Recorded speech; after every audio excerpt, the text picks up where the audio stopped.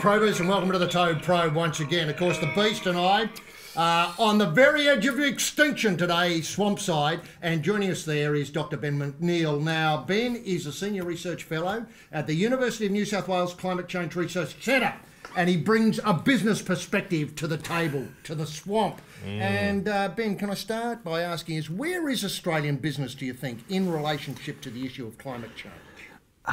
I reckon Australian business is probably middle of the road in terms of internationally. So now we're going to have this carbon price in the system with carbon tax. That's going to change the game, because the analogy is that imagine if, let's take a rugby league analogy. Yes. So imagine if there was no salary cap. Right? So we take the New York Yankees, the Brisbane Broncos, they'll get all cashed up, right? Melbourne They're Storm. the ones, Melbourne Storm, they're the clubs that prosper. They're the ones that can actually do well in the competition.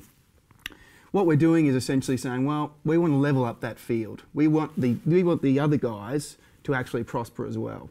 So what we're doing now in Australia is that we're saying, well, whatever pollution that the big guys are emitting, we're going to tax you.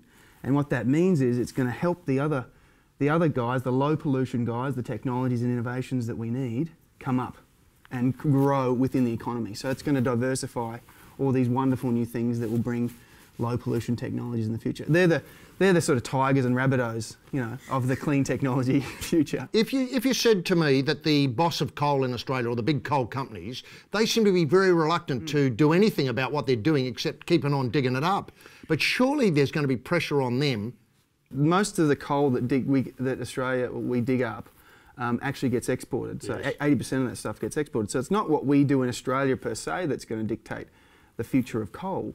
It's what Japan, South Korea, Taiwan and China are going to demand. And those three countries, Japan, South Korea and Taiwan, they're the ones that buy most of our coal, funnily enough. China doesn't buy most of our coal, they buy a lot of other stuff, iron ore and metals. So all those countries are going to green future. They're wanting low pollution, we're wanting a low pollution future. So you think to yourself, well, how are we going to prosper with exporting this very carbon-rich fuel to a world that is wanting to lower emissions? It doesn't make sense. Does this mean it's sort of like typewriters, right?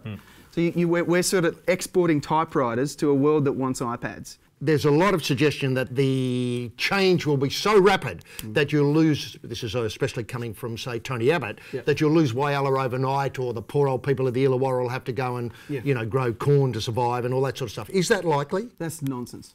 The thing is that in the short term there's going to be a change. There's going to be adjustment, just like if you think of other reforms that we've had. A prosperous, low pollution economy is what the goal is in the longer term.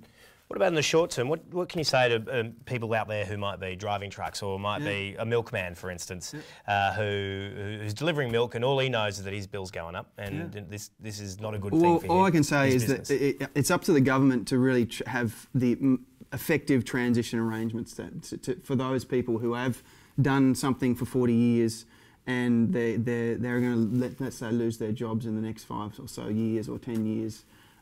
Into more productive, more higher paying jobs of the future. Now, we can't sit back and just say our industry is going to stay the same. I mean, that just doesn't happen. Let alone what we do to ourselves, the world is going to impose this cost on us anyway. So it's very important for us to have this strategy in the longer term to say, look, let's be smart about it. There's something funny in the media where politicians against this will claim that, well, Australia doesn't have to lead us, doesn't have to lead the world. But by the sounds of it, it doesn't sound like we are leading the world at all. Well, the problem is that with Australia is carbon obese. So what this means is that for every unit of production we have in Australia, we put out more carbon pollution than any other developed nation by far, and we're nearly up there towards China. And the reason we have that is because of historical reasons. It's not because we're all evil and governments before, it's because we are dependent on coal. Yeah, I burn tyres during winter. Yeah, and landfills and whatever, yeah.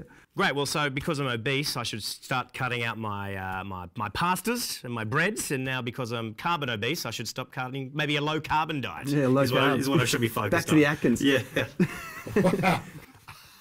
Wait till we serve lunch and see how many lumps he puts away. That's it for the probe. Join us again when the Beast and I go growling. Rawr.